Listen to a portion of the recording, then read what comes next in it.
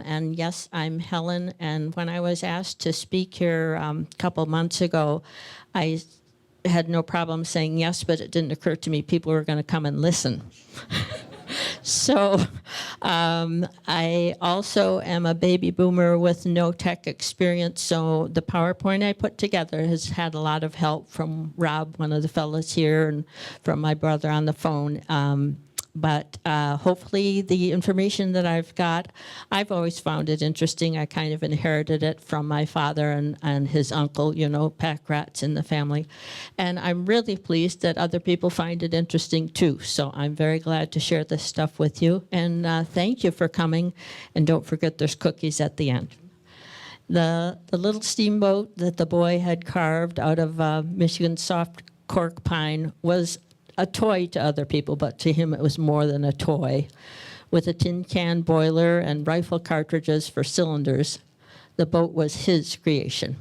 And as he carried it back home on the path from the river to the family farm, he could hardly wait to tell the family the rest of the news. They'd all seen him whittling boats from the time his father let him have a jackknife. He carved tiny fishing boats like his grandpa's real one, and tugboats like the one his dad piloted, and boats like the real ones he'd seen his Uncle John build. And then came little schooners like the huge ones out on the bay, loaded down with fresh lumber from the mills. But this boat was different.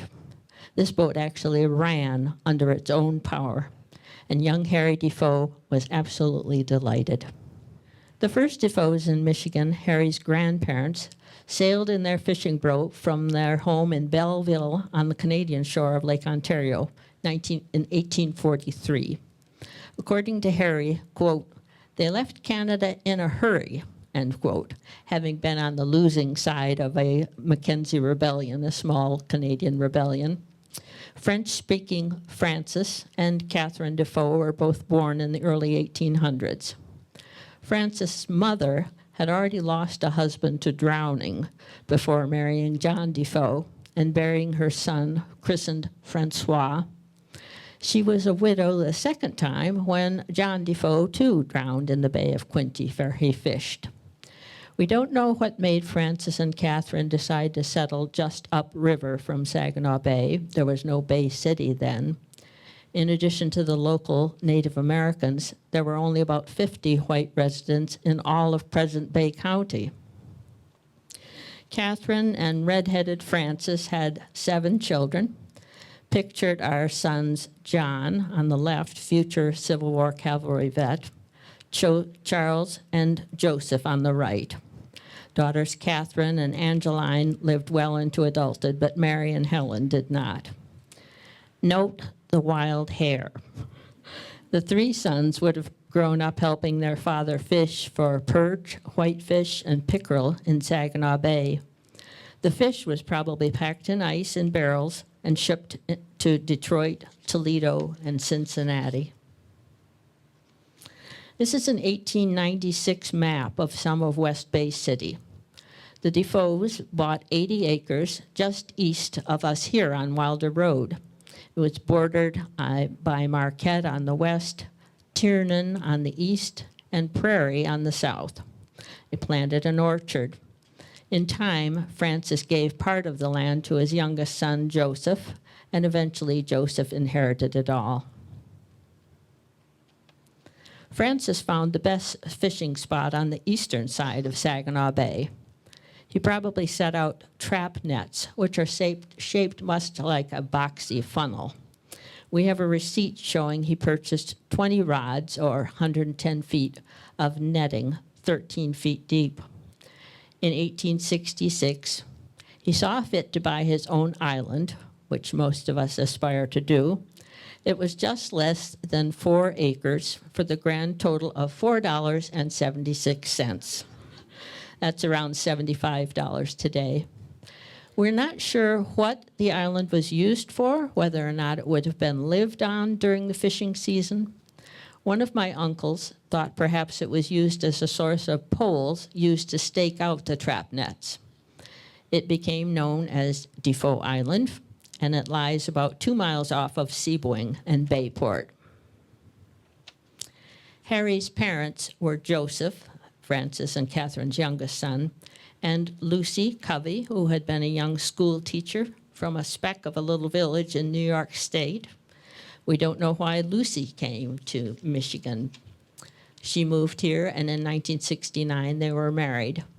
Eventually, she was joined by her widowed mother, her sister, and brother, who was also a Civil War cavalry vet.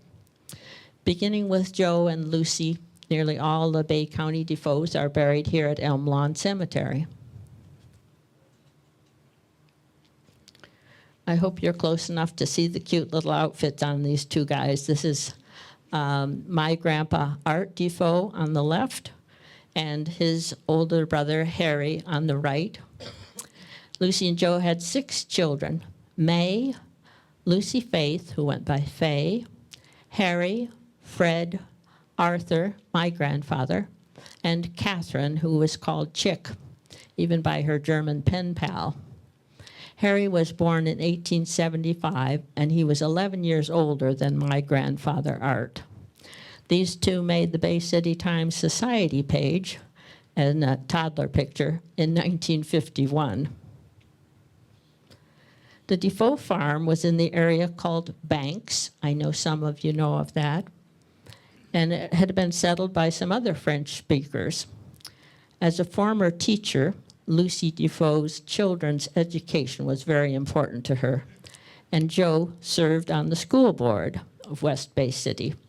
When the boundary lines of West Bay City were being drawn, Lucy insisted that Joe somehow see to it that the farm, which now was owned by them outright, be included within the city limits. So that rectangle is a black rectangle at the very top right of the boundary line. That's the Defoe farm, originally settled by Francis and Catherine, sticking out like a sore thumb there. This is young Harry. He became a school teacher like his mother. He later said he probably only got the job because his dad was on the school board, and he rode a horse to his first school where he taught. But like we learned in that very first slide, his passion was water, his passion was boats. And here he is standing at the right in the dark vest with a white shirt on. So that would be on the, yes, my right is also your right on the screen. This boat might have been what they called those trap net skiffs, a flat or semi-flat bottomed boat with 2 sails. Even once Harry had become a school principal, he continued building boats. The back of this photo reads, "Heading to Tobacco, 1902. That's Harry standing in the very back, and his father, Joe, with a hat on, is seated at the stern. Kid sister Chick is in the front here on the right, leaning, and my grandpa, Art, is standing right in front of the mast, a little hard to see him. And I don't know who the boy is at the left with the pistol, but he is there, no doubt, to ward off pirates, I assume. These are the 6 kids of Harry and Joe's. From the left standing is Chick, her sister Faye, the oldest, May, Harry, Fred, and Art, my grandfather at the far right. Eventually, Chick became a housewife, but before that, she worked for her brother Harry at the new shipyard that he founded. Faye was a housewife. Harry and May became school teachers. Fred and Art attended U of M, and Fred became a lawyer. My grandpa got his master's degree in the ever-useful rhetoric. He went on to teach briefly at U of M and then on to the Michigan College of Mines, which is now called Michigan Tech University. Father Joe, besides being a fisherman and a farmer, was also a steamboat captain. While still in his 20s, Harry was appointed principal of the Old Park School. I've posted this on Facebook, and some people say, I went there as a kid. So I guess it hasn't been gone that long, but they sure don't make schools like they used to. This is a very impressive one. Harry would have climbed this bell tower, and he said he would look out onto the river, which is only a few blocks from Park School, and dream of building boats. This is a page from my grandfather's diary when he was only 18. It's from 1904.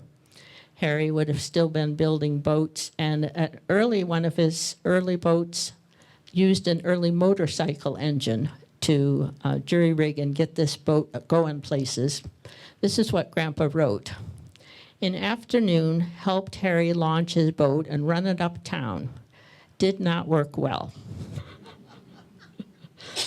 But 1 year later, Harry took a plunge. He quit his principal's job, and he, brother Fred, and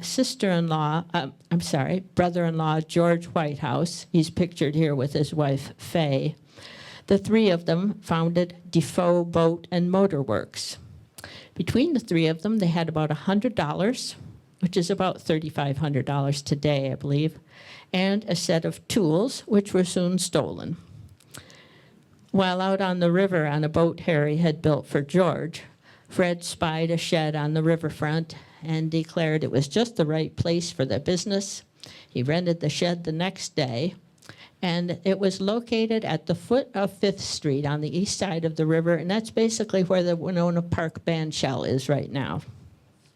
The very top right, you can see the rectangle. That's the Defoe farm, the 80 acres, still inside the boundary of Bay City. And at the center left, just to the west of the river, there's a circle. That was where Park School was, where Harry would have seen the river from that bell tower. At the bottom, there's a small X. That was where that first Defoe Boat and Motor Works was first founded, that shed that Fred had seen that they decided to rent. They're going to have to move twice before the business was in its final place. So in 1908, they had to move just north of that, and I don't know my Bay City bridges well enough, but it is right by the Mackinac, that must be the railroad bridge right there, Mackinac Central Railroad Bridge. And then eventually in 1917, they would move across the river on the east side again, where that largest X is. And kitty corner from that large X is Defoe Park. I'll mention that a little bit later. There's also a small circle just up the river headed towards the farm. And we think that's where Francis and Catherine first settled when they came to what would become West Bay City. I found this, I should state that I kind of inherited a whole bunch of boxes of cool stuff. Some people would call it junk, I call it cool stuff. Lots of old photos, papers, documents, Francis Defoe citizenship papers, etc. And this one stumped me. I thought it's kind of a dingy photo of a very dingy-looking building. It looks like about a 3-story building on a barge, and perhaps it's tar paper on it that's kind of peeling apart in some of the corners. There are no windows on it, but on the right there is a large door, and that barge is being towed by the tug, the Witch. And standing in his shirt sleeves with a vest on, as always, you can see that's Harry Defoe, just beside the wheelhouse. I thought, what the heck did they keep this photo for? Until I realized in the background, if you know Bay City, you can see the Jennison Hardware on the left. And I believe City Hall, I'm looking at a tiny picture, but I believe City Hall's tower can also be seen there. So this is one of those first buildings, or perhaps the first, from that first location at the foot of 5th Street, being moved across the river to the second location of the shipyard. And this is that second location. It was in 1908, the city decided they wanted to make Winona Park, where the yard had first been located. So Harry and Fred moved the yard across the river to the west side and established Defoe Boat and Motor Works here. George Whitehouse, who was their partner, I believe was probably only a financial partner. He was actually a fish wholesaler. And he might have gotten to know them because the Defoe's had been a fishing family. So it would have been Harry and Fred in his earliest days. The boats that they made their bread and butter on at first were called kit boats or knockdown boats. They were just like they sound, a boat that was assembled at the yard, and all the components, all the pieces would be marked for easy reassembly. Then the whole boat was disassembled, packed up so that it could be easily shipped. And these knockdown boats apparently had a terrific market. They would be advertised in boating magazines. They were sent to Alaska, to China, to England. The boats got sent a great ways because obviously it was, you were getting a fine product, but of a fraction of the cost by providing the own labor yourself. Now the second yard here was run until about 1917. That was when Harry Defoe, the dynamo always of the yard, that was when he received his first Navy contract. He hit the big time. He got a contract for 5 40-foot spent torpedo chasers. And they were going to be steel boats. He needed more room to establish a steel yard than what the wooden boat yard had been. Besides building the knockdown boats, they built other yachts. As you can see, there's one in the water right in front of the building there. So at this time, my grandpa Art, who was 11 years younger than Harry, he came along and quit his job teaching and started to manage the knockdown boat business that remained until a few years later when both the steel yard and the wooden boat yard were combined on the east side of the river at that final location. This is another map of the west side of the river. In the very top right, I've got circled that second location that was on the west side of the river. In the center part along the shore of the river, that's the James Davidson shipyard. Just above that is the Sage lumber mill, and then there's that tiny little spot beside the railroad bridge that says Harry J. Defoe. This is it, the big time. 12 years after the Defoe Boat and Motor Works was founded, he got this Navy contract, and it made an enormous difference in the business. Only a few years later, he got an Army contract for 8 98-foot mine planters. Those were wooden boats. We don't know too much about how long Fred worked with Harry in the yard, but they did work together. He didn't win his mayor's race. Perhaps he looked too studious. He had married by this time a woman named Bess Warner. And just a side note about Uncle Fred, and I'll probably call him Aunt and Uncle because that's how my father, of course, spoke about them. Uncle Fred became very wealthy, ironically, due to the Spanish flu. He had been a friend of a man named William Yawkey, who was the son of a lumber baron in Bay City, William Yawkey. And when the senior William died, young William inherited his fortune and the Detroit Tigers. So young William's sister was the mother of Tom Yawkey. She died of the Spanish flu, 1918. And so William adopted his nephew and Tom's sister. 6 months later, William dies of the Spanish flu. So Fred is made the guardian of both those young people. Tom Yawkey would have been around age 16 at the time.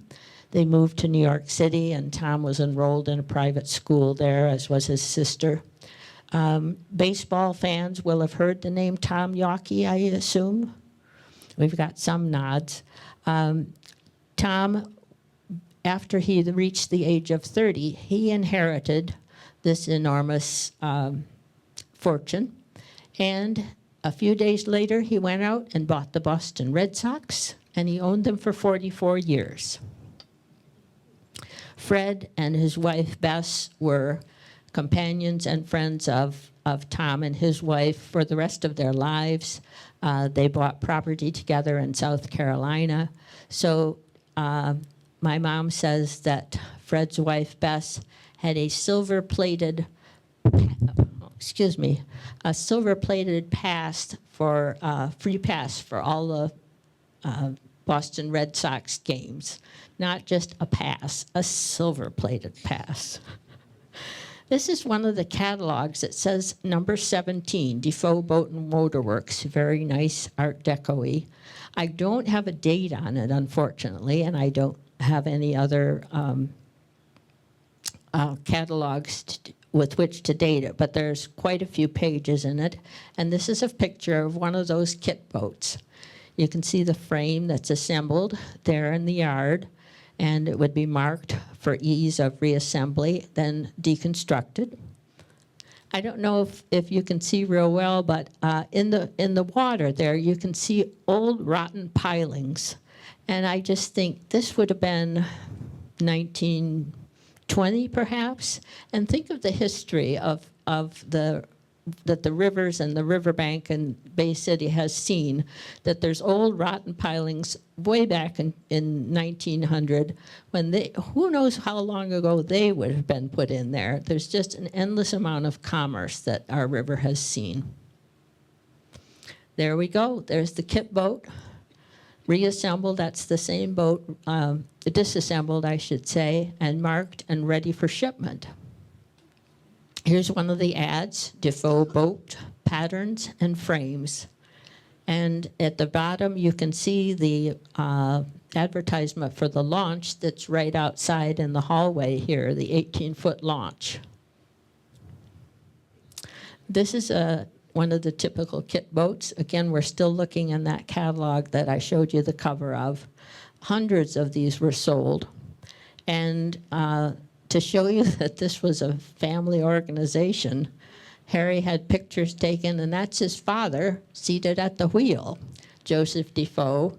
His sister Chick is seated at the stern on the right side, with kind of a uncooperative look on her face, having to pose for her big brother. Joe is sitting in upholstered seating, but in this photo and some of the others that I have, there are wicker chairs in the boat. So there's 2 wicker chairs there. The knockdown business grew and prospered until about the early 20s. And then when the larger yachts took off and the steel yard took off, the knockdown business was pretty much closed down. Another launch, that's Joe again, Joe Defoe, Harry's father at the helm, and Sister Chick is waving to us. And I had one advertisement, and it's an ad for this same launch that is out in the hallway there. 18-foot, $130 launch, 3 horsepower. I believe from the internet that it's about $4,000 today, $130 back then. Oh, and I should show you, you guys who know the bridges better, there's a bridge in the background. Is that like 3rd Street Bridge? That's what I was wondering. This is the bottom of that advertisement. And again, there's photos showing folks riding in these launches. And this is Harry, again, always dressed nicely, including with the hat. And that's the 3rd Street Bridge again, do you think? Okay, okay. Yeah. And Harry in one of his early boats that were built and sold. Here's a completed kit boat. And here comes one of the questions. Note in the sign here, it says Defoe Boat and Motor Works, Bay City, Michigan. There's a capital F, uppercase F in Defoe in this sign.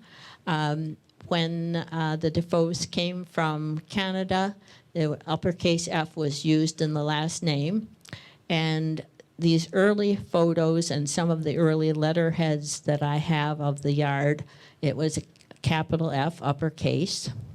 And at some point, I think probably in the 1920s, Harry seems to have changed it to a lowercase f, and I don't know that anybody knows the reason why.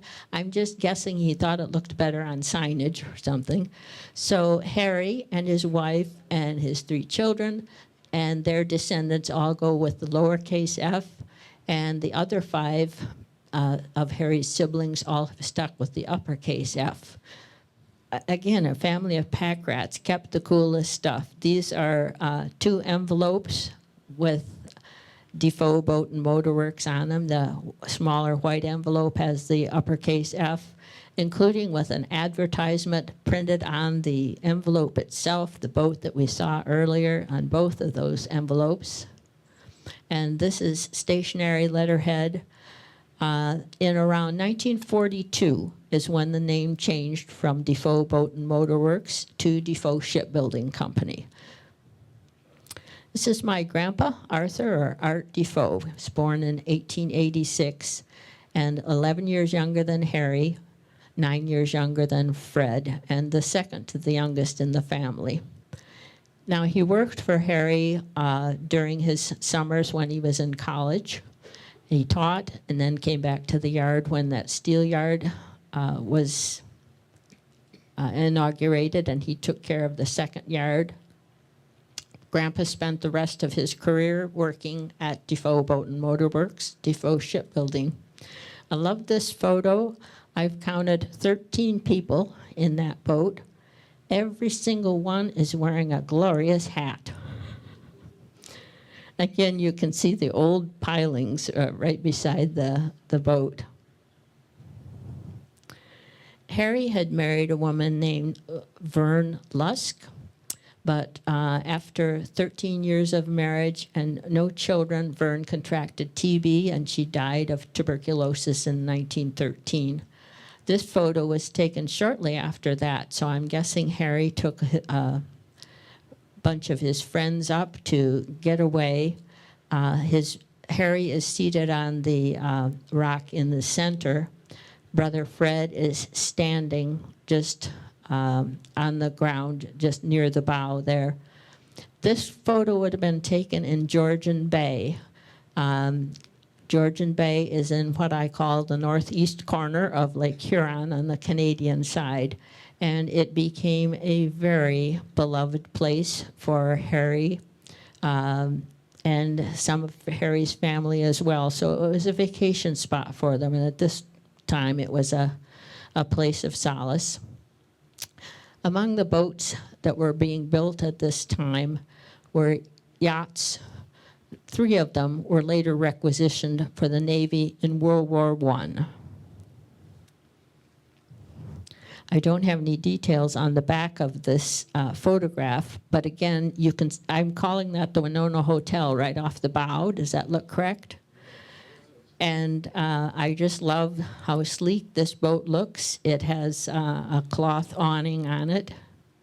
And leaving us, there's the bridge again in the background. This is the same boat, but a terrific family photo. Seated on the wheelhouse, if I'm using the right term, that is Joe Defoe seated up there. He's got his feet extended. He's having the time of his life. He may not actually have helped with building the boats that his son was working on, but as a man whose life's work was on the water, he was no doubt very interested and proud of the growing business. 1919, Harry has married his second wife, Maud. This is the 50th anniversary of Joe and Lucy. So on the left is Harry, May, Chick, Joe and Lucy, Faye, Fred, and Art. Joe lived 4 more years, dying in 1923, and Lucy passed away in 1927. This was taken at the farmhouse on the family farm on Wilder Road. I don't have a date for this, but I love the photo at the Tranquil River. This was the 3rd location, which started as the steel yard in 1917. By this time, about 20 yachts had been built at the old location. They averaged 45 to 50 feet. The first Navy contract was carried out here. This main building will later burn in a large fire, the rounded roofed building. This says Kavanaugh Dock with cement plant in background. There's a yacht headed straight for us. And I have 3 photos now of a yacht named the Windsor II. This photo said Windsor II hauling in for joinery and finishing. So we're seeing that large building that we just saw. The longest yacht up until now had been a 93-footer. This is again the Windsor II being hauled in for joinery, finishing. The railroad bridge, or the bridge I should call it, is to the left in this photo. And here's the Windsor II in the foreground. We've got a much smaller yacht in the center and a much larger one again in the very background. And this is the Windsor II completed. It was a 98-footer built in 1923. No, I don't. I do too. It was a coal magnate from a landlocked state. I remember that. He was asking who it was built for. I don't have all the headline of this, but the rest of it said $500,000 loss. There were 500 men put out of work, and this was only after 17 years in business. The yard was as busy as it was that had 500 men working for it. $500,000 loss at Defoe plant. Main building, a large amount of equipment destroyed by flames. And the rum runner chasers, or the engines, were lost. There were, of all the wars that ships were built for at the yard, one of them was the war against demon drink. The War of Prohibition from 20 to 33, the Coast Guard contracted Defoe Boat and Motor Works in 1924 to build 15 wooden rum runner chasers. They were 75 feet.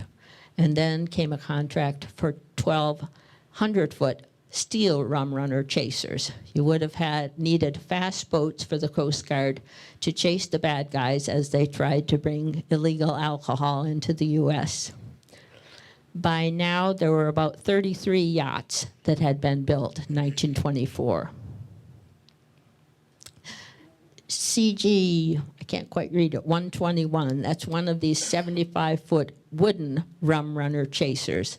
This is a photo from 1925.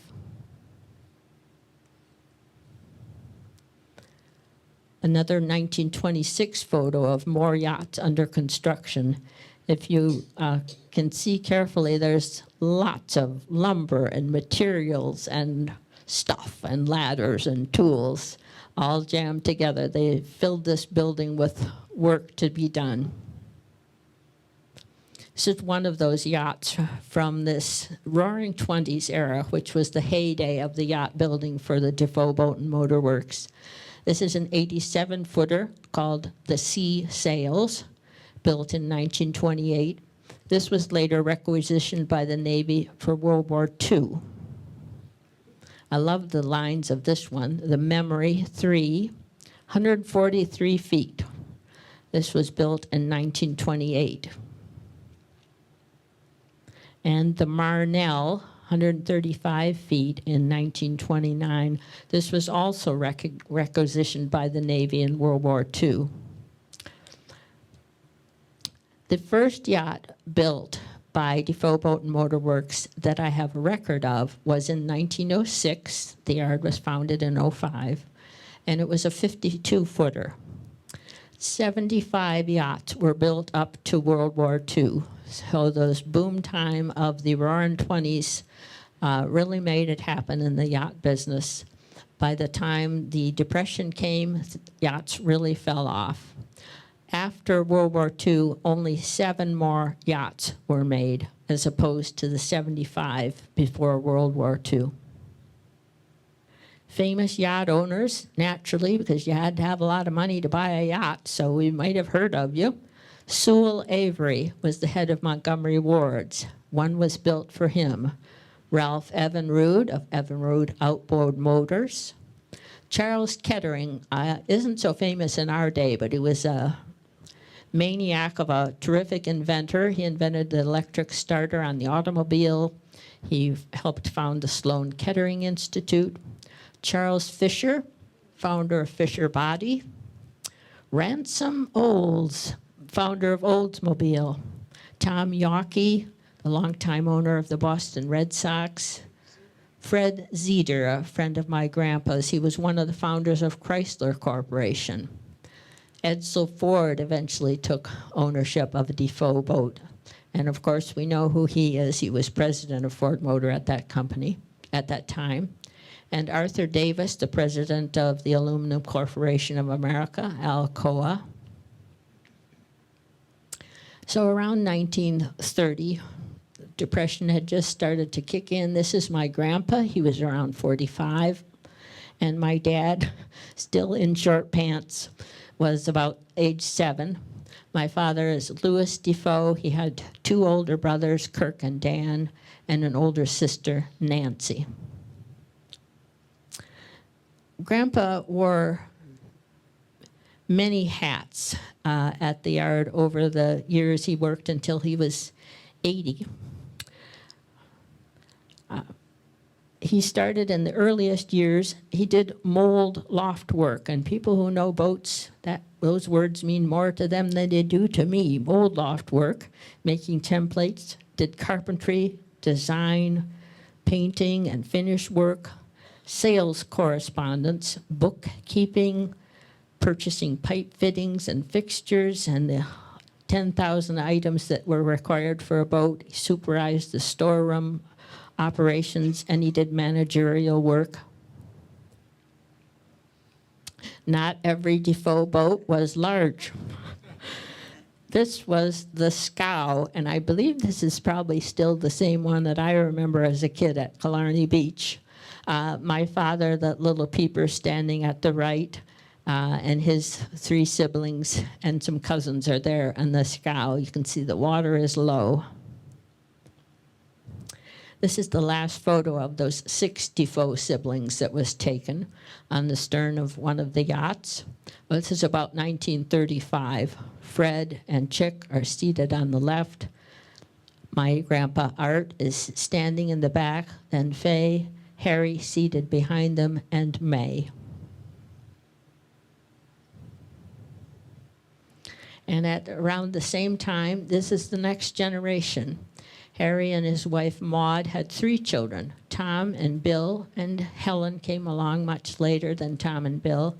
So on the left is Tom, second from the right is Bill. Then Chick had 1 son, Lee, who is right next to Tom, second from left. And then the other 2 strapping young men are my uncles, Dan and Kirk.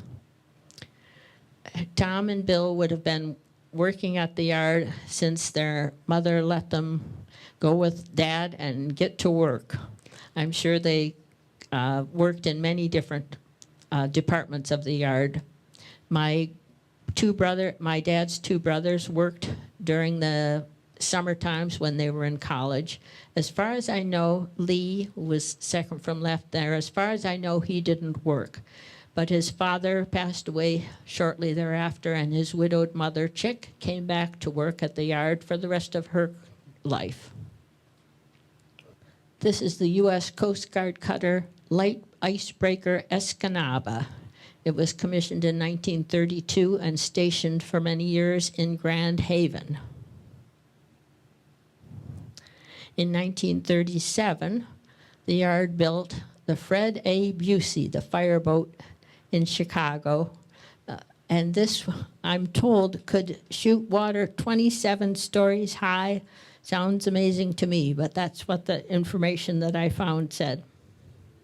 This was news to me. This is a quote from a letter, and I don't think I've heard anybody in the family discuss it either. But it talks about Harry considering building a yard, but not in Bay City. It's a letter from Harry DeFoe to the Wilmington, North Carolina Chamber of Commerce, April 1936. Quote, these vessels, Harry had sent photos of some of the vessels they had constructed. These vessels are about as large as can be taken from the Great Lakes to saltwater through the present canals. We contemplate building a yard on the Atlantic coast or Gulf for the construction of ships for the Maritime Commission class. The St. Lawrence Seaway wasn't started under construction until 1954. So that's what Harry is referring to in 1936 about the canals that were required to be taken. The Maritime Commission, I've got the dates a little bit wrong here. I think it was 1936 to 1950. It was established to set up a 10-year plan for the construction of 500 ships to modernize the U.S. merchant fleet.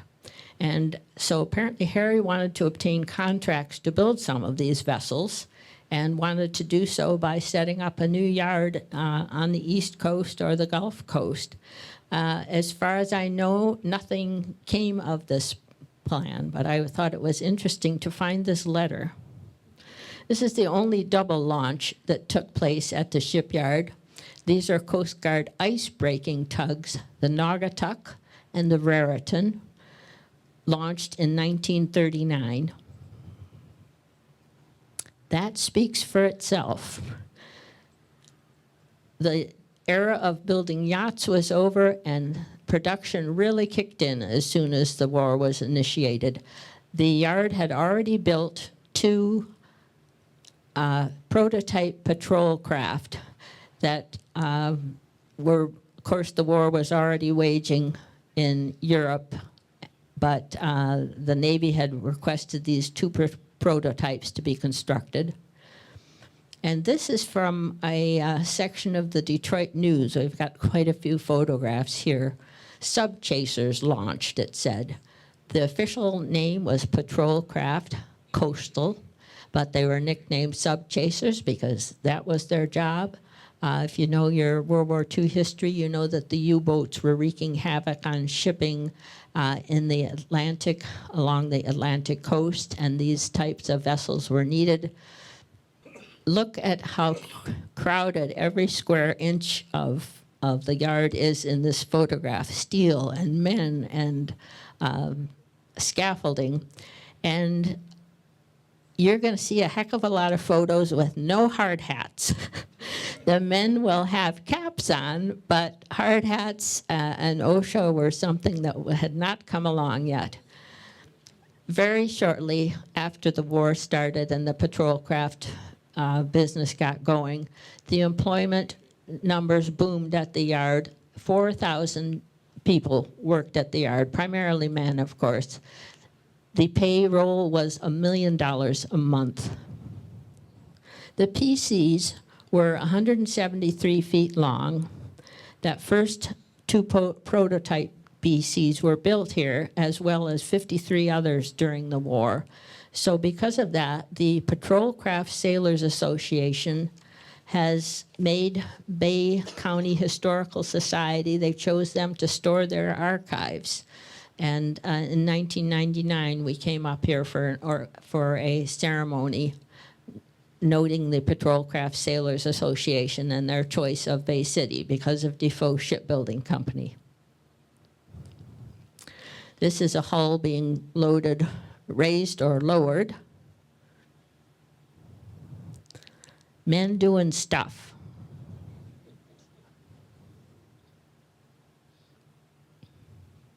And this says there's the superstructure being lowered onto a ship. Now, I was hearing Bill Defoe in an interview on YouTube, and he said at this time, early World War II, electric welding was still quite new, and men needed to be trained for it because there weren't a lot of men with experience. It was easy to train these men to do, I don't know my welding, but it's called downhand welding as opposed to overhead. So Grandpa at this time still at the yard, and you can note the change in his business card, Defoe Shipbuilding Company. Because of this new developments in welding, Harry Defoe developed an idea that was called upside down and roll over.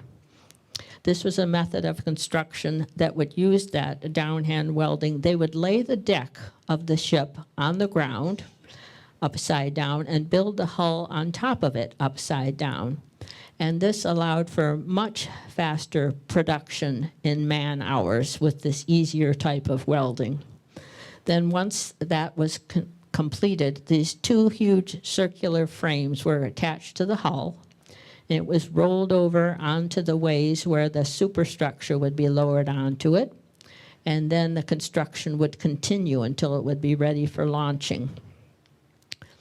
Because they set up basically a Henry Ford assembly line with this rollover construction method, the employees of Bay County were able to turn out a 173-foot PC a week. A destroyer escort at 306 feet took about 25 days. And eventually, when they started building landing craft infantry, they could build 6 a month. It was a revolutionary method of ship construction, and Harry chose not to patent it. He wanted all other yards to be able to use this construction method. To roll over a PC, a patrol craft, took 2.5 minutes.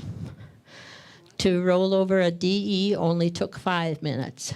And I neglected to mention here, this is the very first rollover that was being conducted. My Aunt Nancy is standing with her back to us in a dress in the foreground. That's Bill Defoe seated just to her left on the concrete, and my Uncle Dan with his foot up. Grandpa is a little hard to see, but he's standing on some concrete there right off the bow, and he's probably fiddling with a tripod and camera. 1 year after Pearl Harbor, the Defoe Shipbuilding employees had built 35 Navy ships. Grandpa wrote, quote, he wrote this to my uncles, quote, "Quite a nice mess of ships for a year's work, I'd say, if it did not sound a little like boasting." Grandpa sent these photos out. There are 4 PCs that he's numbered. This is taken from the west side of the river. And he said that PCs were being built so fast that they couldn't obtain the engines fast enough for them. I forgot to mention that with all those yachts that had been built and all the vessels that were built at the yard, whenever possible, Harry was aboard every vessel that left the yard. He said, quote, "It's my boat until I turn her over to her owners." So he and his nephew, Wesley Whitehouse, Wes would have been Fay and George Whitehouse's son, he and Harry took themselves, they delivered PC 479 to Chicago on Christmas Eve of 1942. I'll explain the Chicago part in a minute. Wesley had been a career Navy officer, so he was the right man to have working at the yard with his uncle. There are 6 PCs in this photo. They used every scrap of ground at the shipyard. You can see the various stages of construction. The one closest to us is still upside down, having that welding work done. Then to its right, well, you can read the number better than I can there, but that one is nearly, the hull is nearly completed construction. There are 4 in the background that are barely visible that are also under construction. Around this same time, 4 minesweepers were built for the Navy. They were 221 feet long. This is 1942. This fierce fighting ship is named the Chickadee. Around this time, there were also 4 ocean-going tugs that were built for Britain, and those tugs were used to tow prefab concrete harbors for D-Day. Grandpa and my grandma, Jessie Defoe, during the war, They were stationed in New Orleans. As I mentioned, the St. Lawrence Seaway hadn't been begun yet, and so it was a very circuitous route to get these Navy ships down into the Atlantic without going and running into all the congestion formed by the U-boats. So what happened was the ships were each one sailed under its own power to Chicago. Then the superstructure was dismantled.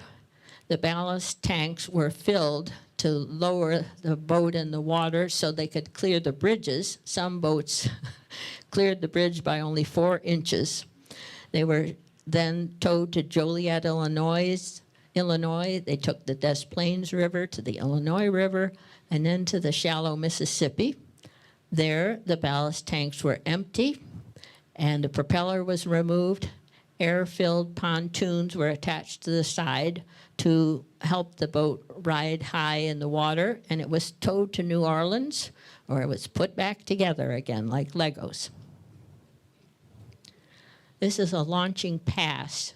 Defoe Shipbuilding Company, Bay City, Michigan, launching pass, USS Rich, June 22nd, 1943, 1 p.m., issued to blank.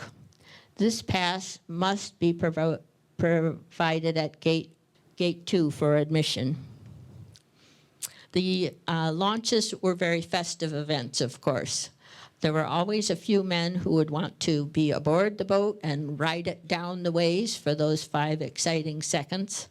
And with the champagne bottles that were used to christen the boats, they had to be wrapped very carefully by one of the secretaries at the yard so that when that bottle struck the bow, it wouldn't shatter and send glass all over the place. So they were wrapped with ribbon. Years later, Bill Defoe talked about how there was a company that made breakaway bottles, but Bill said, "We never did go for that. They used the real thing." Here's the USS Rich, the same vessel, being launched in 1943. You can see City Hall in the background. These were destroyer escorts, smaller than a destroyer. They were used to screen the convoys of ships that would be traveling the North Atlantic. The Rich was eventually sunk by mines on June 8th, 2 days after D-Day in 1944 off of the Utah beach. A loss of 135 men with the Rich, 90 of which 90 men survived. Early 1943, with 1 PC being built a week, there are 3 you can really notice in this picture, and off to the left there's just barely the side of one. That's the PC 1129, just out of the picture. It was sunk by a kamikaze boat in 1945. PC 1128 beside it was destroyed by a typhoon in October of 45 after the war. And those patrol craft did their jobs. PC 545, used in the European theater, sank an Italian torpedo boat. PC 1123 sank 2 Japanese kamikaze boats. And the 1129 sank 2 kamikaze boats, but it was eventually sunk by a 3rd kamikaze boat. PC 1135 sank a Japanese submarine. While they were building PCs and DEs, they were also building LCIs, Landing Craft Infantry, parentheses L for large. These were 158-footers, started building them in 1944. Here's the 1074 in outline and the 1074 underway, 1944. The question is, did the government provide the specs and the engineering? I know there were always Navy attachés assigned to stay at the yard. Now, I mentioned that these vessels would go down the Mississippi. This is on the right, we have LCI 1097 that was built at the yard. they're headed en route to the Mississippi, and they pulled off at Chicago to, looks like, give a public relations type of tour on their way to New Orleans. LCI 1065 was sunk in the Leyte Gulf in the Philippines by a Japanese suicide bomber in 1944.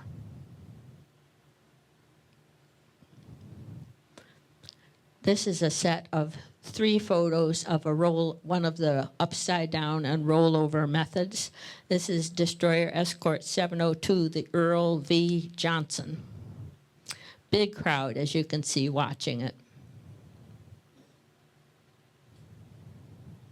There would be cranes that would be attached to the vessel, so it wasn't just going to roll around on its own. They would lower and raise their chains accordingly until it was upright on the ways. I've got 2 shots of the men working on close-ups of these vessels. Standing just behind the propeller up on top, you can see how large that is. And I love this shot of how crowded everything is. Again, no hard hats, lots of wooden ladders and ramps and scaffolding, men doing all kinds of work. This is DE 707, the JOBB job, or Job, I'm not sure. Again, this would have been a 306-foot destroyer escort, 1944. At the bottom below peace, it said Allied troops told to cease firing and Defoe Shipbuilding employees told to cease working.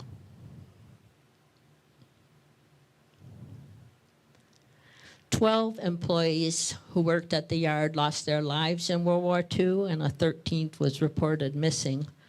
Jack Boyce was the first one who was killed, and in 1943, a yard tug was built, and it was named after Jack. Of the ships that were lost to combat in World War II, that Coast Gutter Escanaba, you might recall, I had the photo of it steaming towards us with the black smoke. In 1943, it was in the North Atlantic, and they believe it was struck by mines or perhaps a torpedo, and it sank with the loss of all but 2 hands. Those 2 sailors who were rescued by another Defoe vessel, the Raritan, which was in that double launch that we saw a photo of. The destroyer escort, the USS Rich, struck a mine off Utah Beach. PC 1129, sunk by the kamikaze boat. LCI 1065 in 1944 was sunk by a kamikaze bomber. And PC 482, at the beginning of the war, quite a few vessels were transferred to the Free French as well as Great Britain. And in 1945, PC 482 was sunk by a German U-boat. The Army-Navy Production Award for Excellence in Production awarded the E pennant. Of 85,000 companies that were involved in the war effort, only 5% would earn an E pennant. And the shipyard won its first eligible year, and every year thereafter, it won a White Star renewal. I'm going to read you part of a letter that my grandpa wrote to his 2 sons who were overseas in the service regarding the end of the war and what it meant for the shipyard. Yesterday we learned, and this must be kept very secret, and I would not tell it to you if you were not so far away.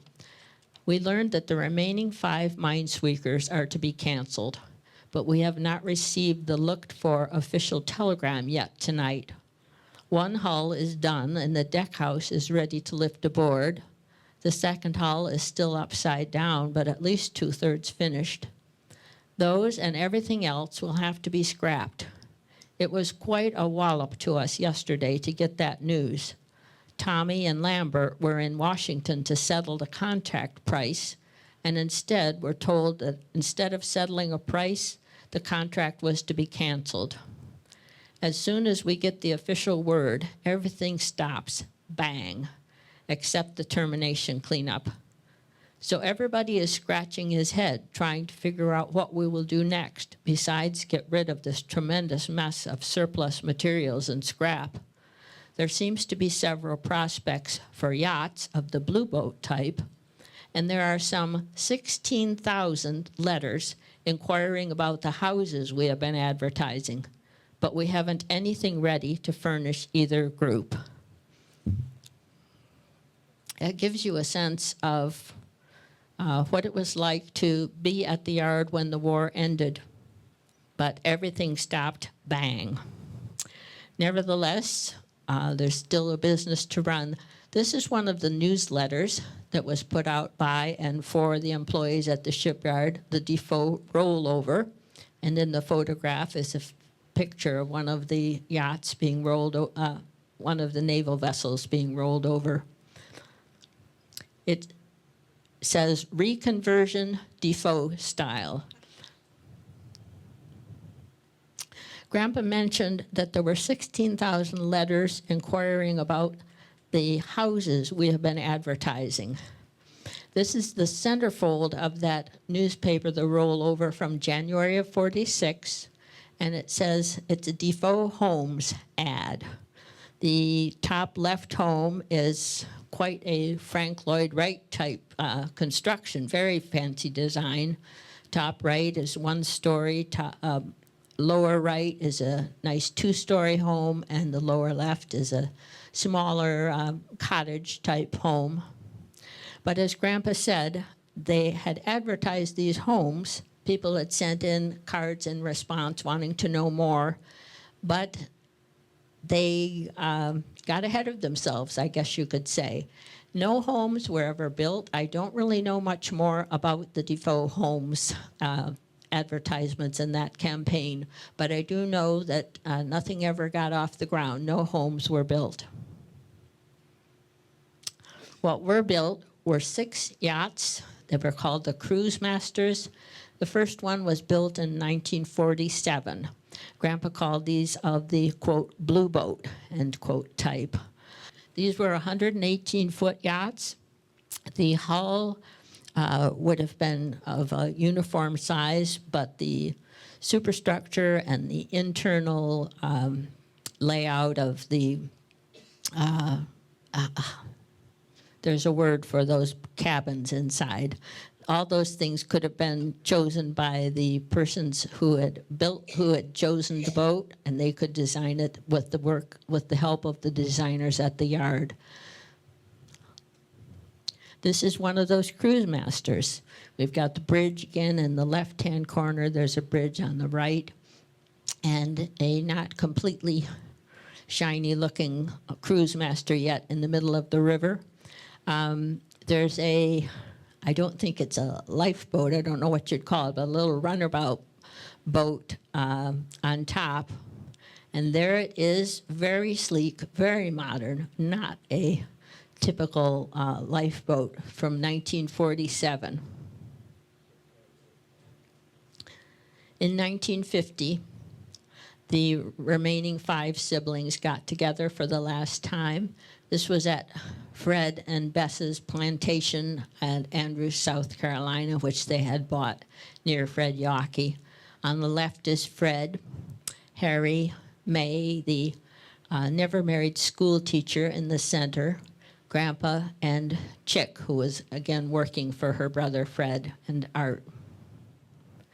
1953 and 52 saw the building of the 2 freighters, which were the largest vessels ever built. By the way, I have been getting a lot of statistics from a website called Shipbuilders History, I believe it is. And some of the statistics, for instance, the size of the length of these vessels is a little different than what I might find somewhere else online.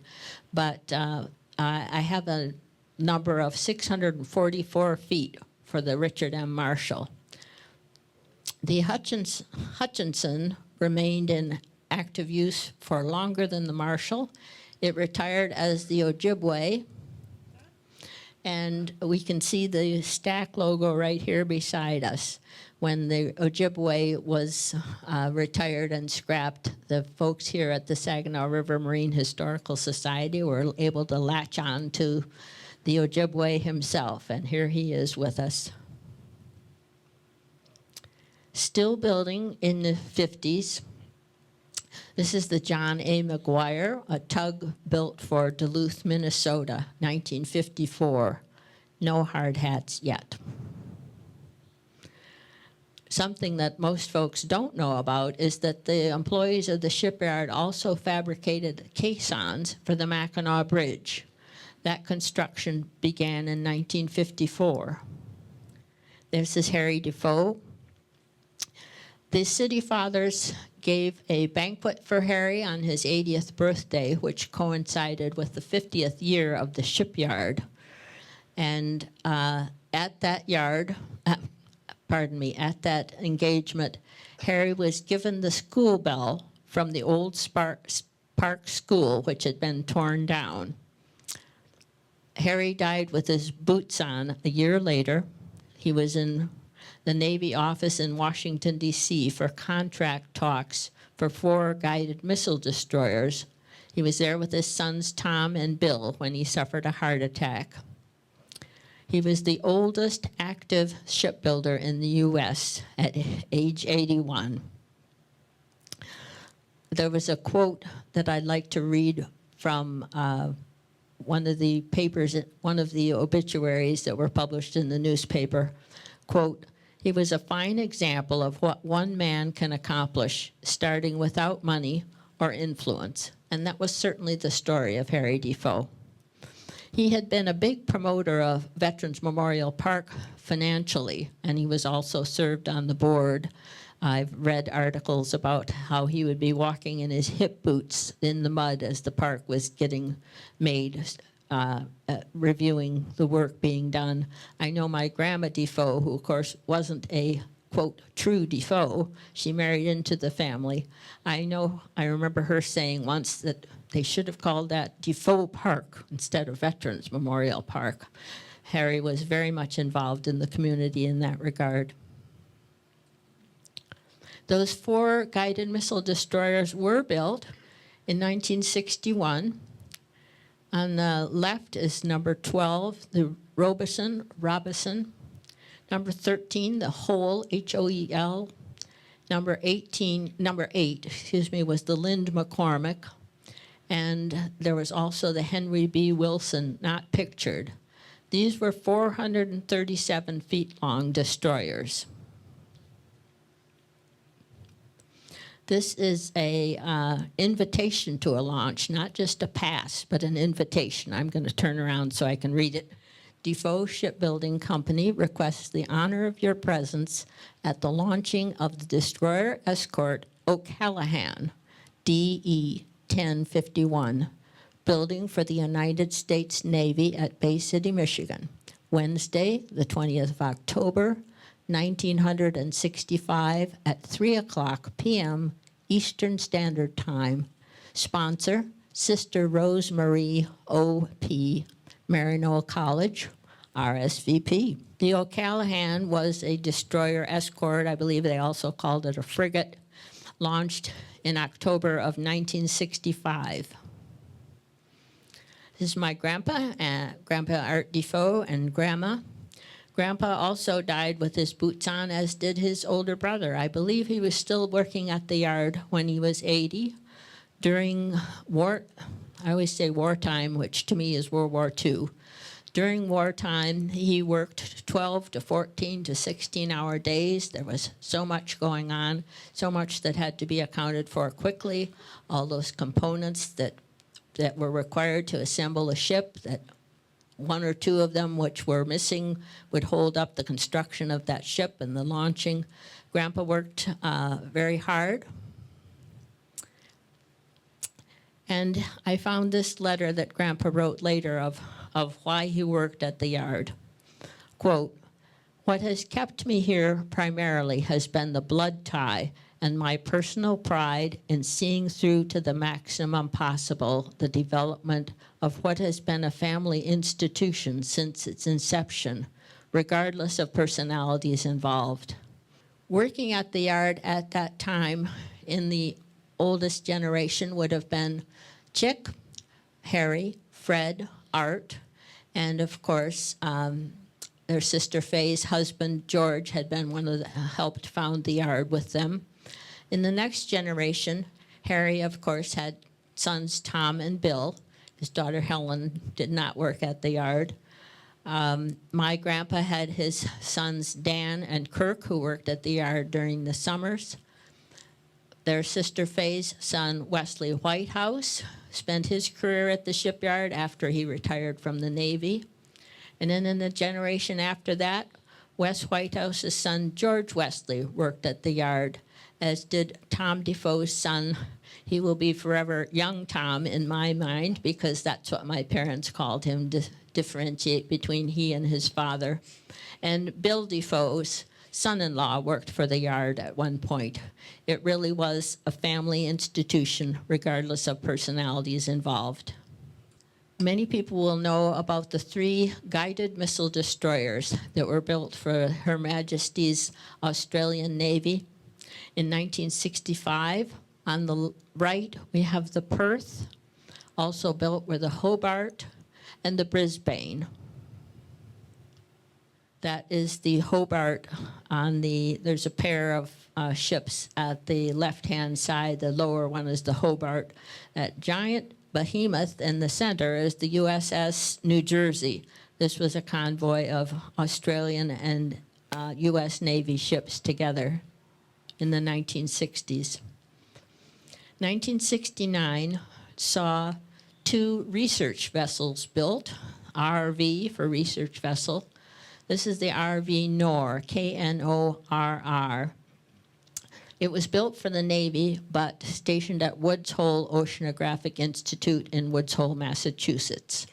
And its sister ship was the Melville. It was stationed on the other side of the country at Scripps Institute of Oceanography in San Diego.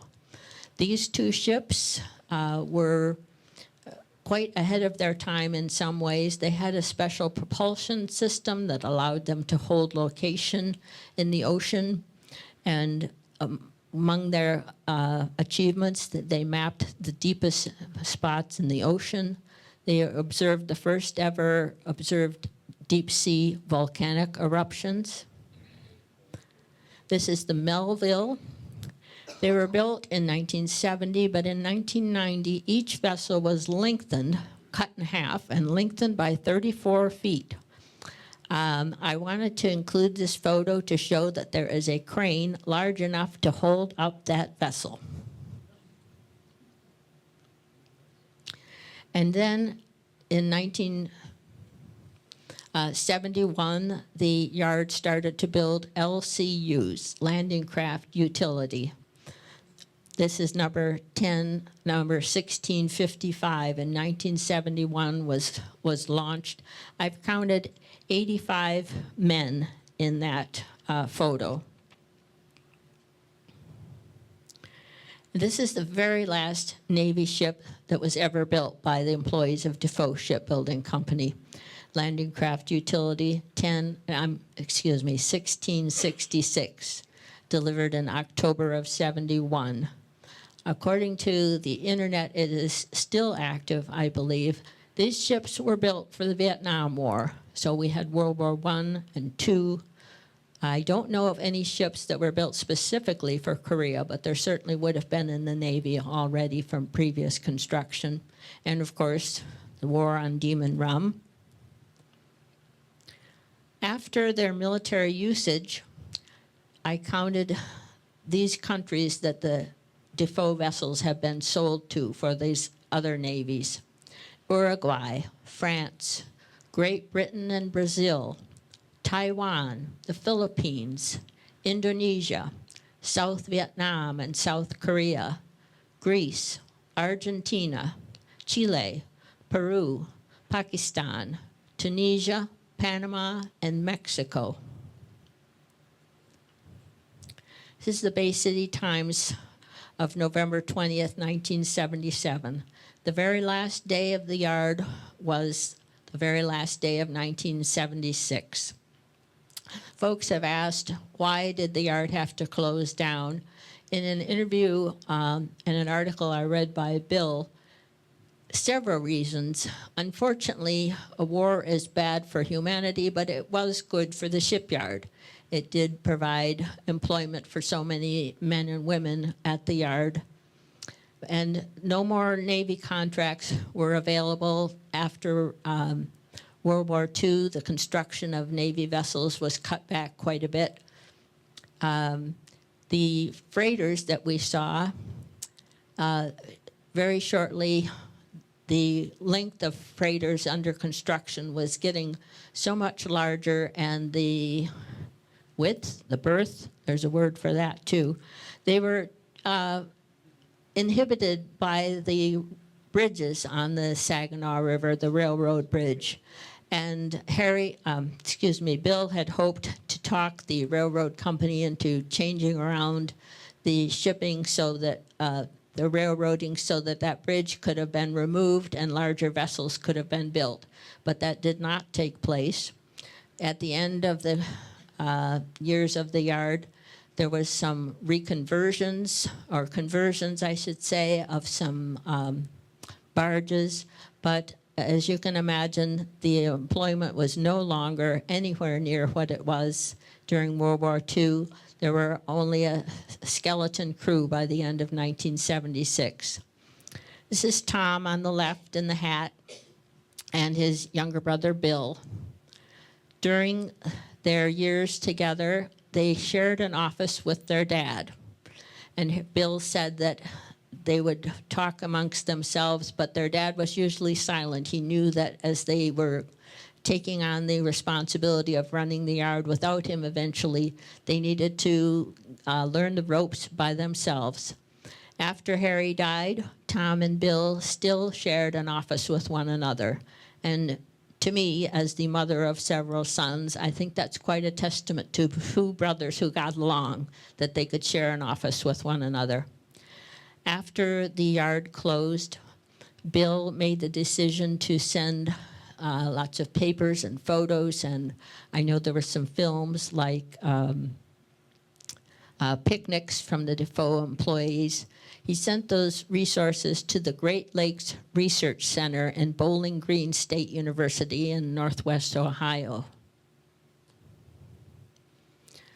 I tabulated this from the online list, so I think this is pretty close.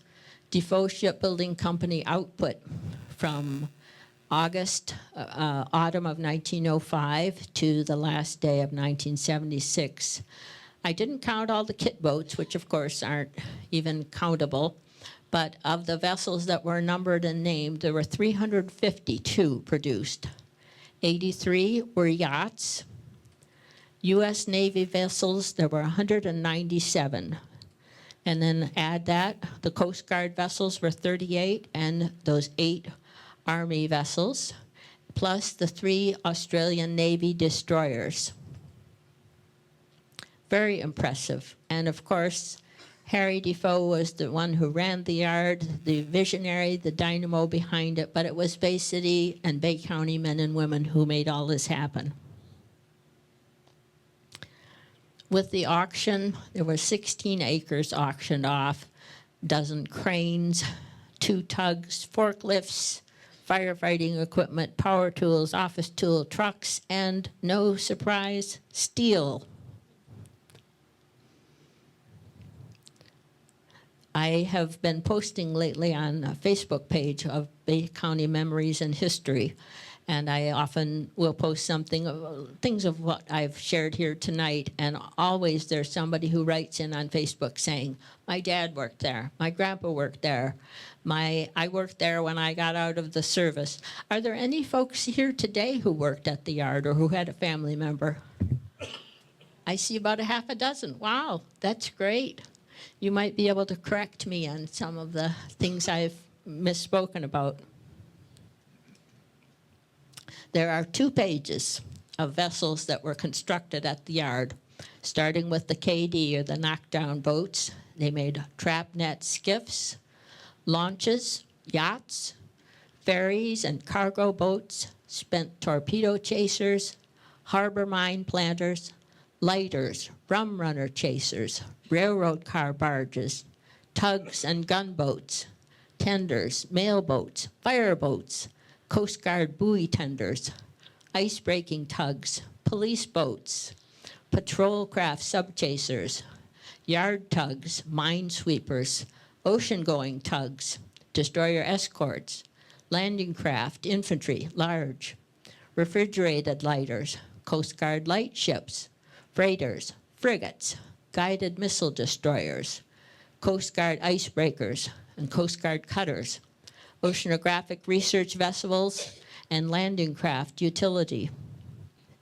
Some of the vessels are long gone that the men and women who worked at Defoe Shipbuilding built. Quite a few of the vessels that were built for World War II were scrapped afterwards, but some were used, for instance, as target practice at the Bikini Atoll. They were often used for target practice. But of the yachts, there are still a couple around. In 1930, this 133-footer, the Janador, was built for a man named Isidor Zellerbach of Zellerbach Paper Company. That would become one of the largest paper companies in the country. The Janador was completely revamped over the years. It was recently sold to a British millionaire, and it is now named the Alicia, and it's beautiful. We saw the Fred A. Busey fireboat that can shoot water 27 stories high. It was built in 1937. It is now the Chicago Fireboat Tour Boat. And since 2019, it has been used for historical tours, architectural brew tours, sunset cruises, and as you can see, in 2 more days, it will be used on a St. Patrick's Day cruise in Chicago.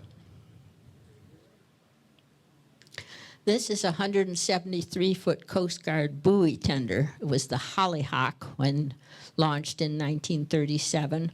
It was stationed in the Great Lakes until 1962 and then transferred to Florida. In 1982, it was sold as the mission ship Good News. It was eventually sunk as an artificial reef off of Florida. You're in the Navy now actually does have something to do with Defoe Shipbuilding. This was a Gary Cooper, Janet Greer movie. I mentioned that the 2 first prototype PCs were built at the yard, 452 and 451 or 3. 452 was built with an experimental power system. It was a steam boiler and did not work as well as was desired, I'll put it that way. This 1951 movie was almost called the USS Tea Kettle because this was the 452 with that steam propulsion system instead of diesel that did not work well. The LCI 1091 is the flagship of the USS LCI National Association. It's stationed on the West Coast, and again, you can imagine a tremendous amount of restoration work had to be undertaken for these World War II vessels to still be around. The 1091 was launched in 1944. Who remembers when, before they were Navy SEALs, we called them frogmen? I certainly do. This was a 1951 movie, The Frogmen, starring Richard Widmark and Dana Andrews. It was a movie that ended up inspiring some of the men who did become the first Navy SEALs, including the first leader of SEAL Team 6, saw the movie The Frogmen and made his way into the Navy. It was filmed aboard the destroyer escort Kleinsmith, 1945.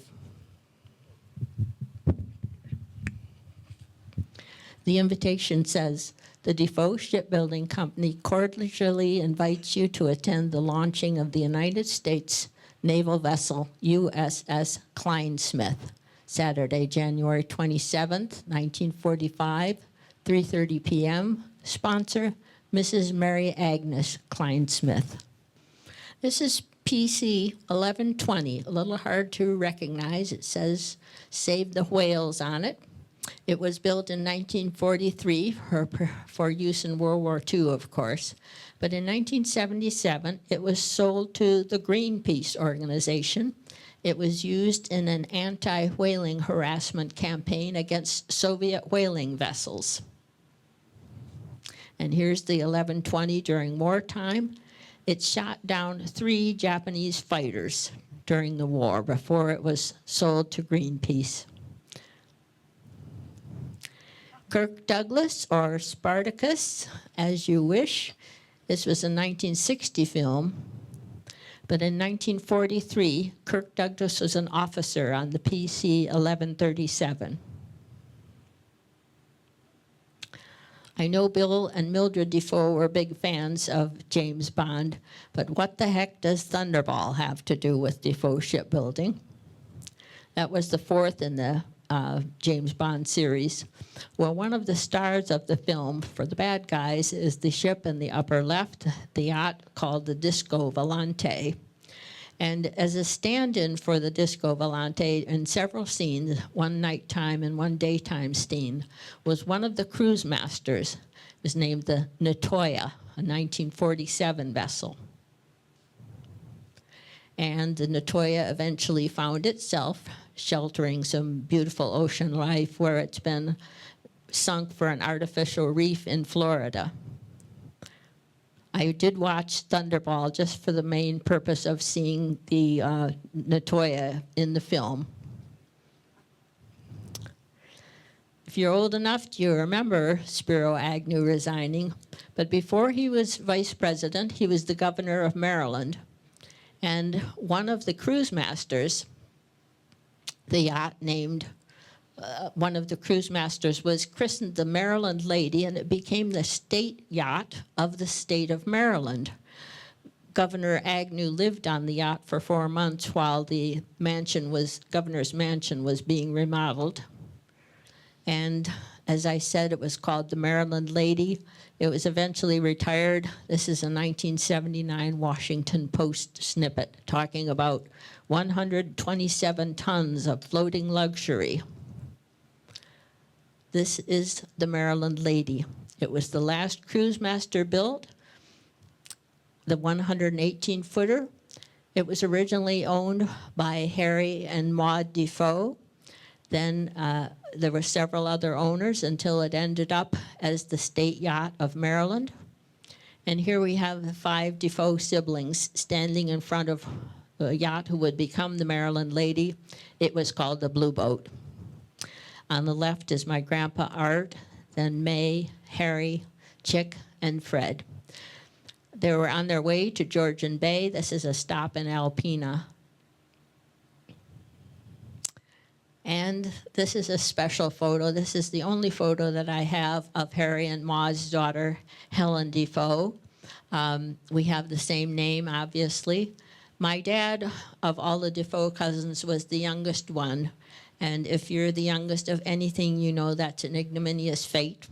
So when his much younger cousin Helen DeFoe was born, he was happy as a cat's meow that there was somebody younger than he was. And I grew up right around the corner from Helen DeFoe Ray and her husband Monty and their 3 daughters and their son, and I am named after Helen.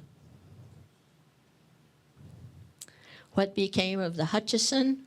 Here it is as the Ojibwe, and we have that stack logo from that rear stack there. That was a 1952 vessel. 1969 saw one of the Australian vessels. This was the Hobart, number 39. It came under friendly fire off the coast of Vietnam from an F-4 Phantom.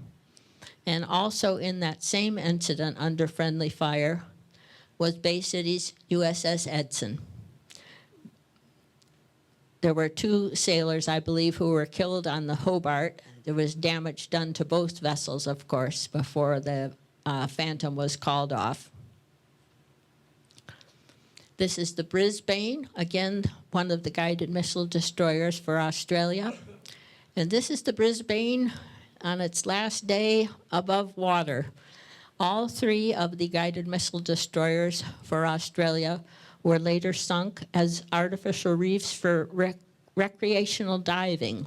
If you want to go to Australia, there are guided tours for scuba divers on these three vessels.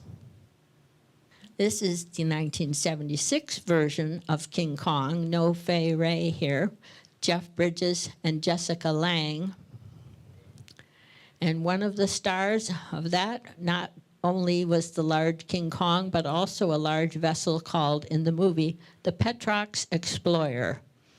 And its other name, its true name, was the Melville, one of those two research vessels built in 1969. The Melville was stationed at the Scripps Institute in San Diego, and thus it was used in the movie. When it was doing its official duties as a research vessel, there would have been a crew of 22, and it could carry 34 scientists.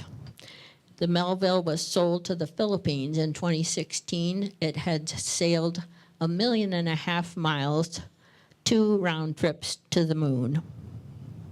Here's the Petrox Explorer at night, the Melville, in the movie. And one of the most famous vessels that the yachts, certainly that the yard built, was Sewell Avery. Remember, he was the Montgomery Ward leader. This was his yacht, the Lenore. It was built in 1931, 88-footer. It was one of the very last yachts to be constructed before World War II. It came into the ownership of the Navy, and then it was used for various presidents, starting with Truman, then Eisenhower, Nixon, Kennedy. But it's most well known under its name, the Honey Fitz, which was the name John Kennedy gave it, named after his maternal grandfather. It is available for big bucks. If you have big bucks, you can go to Florida and charter the Honey Fitz. It has been, again, beautifully restored. Here's President Kennedy and Caroline on his lap on the stern of the Honey Fitz. And this is a vessel that has to be the most famous sinking of all. It certainly had its better days. This is the Titanic, sank in 1912. It was found in 1985 by Dr. Robert Ballard, the explorer, and it was found by this vessel, the research vessel Nor, built in 1970. Oh, I didn't write that down, I'm sorry, but I did write to the Woods Hole Institute once to see if this was actually the same vessel that I was thinking that it was, built at the shipyard, and the man wrote back, yes, the very proud research vessel Nor was exactly the same one built at your father's cousin's yard. He raved about the vessel. This was in 2002 when it was still in use. It has since been sold to Mexico after 40 years of use by the Woods Hole. It sailed 1 million miles. This is the stern of the Nor. By the way, that is not the actual iceberg that sank the Titanic.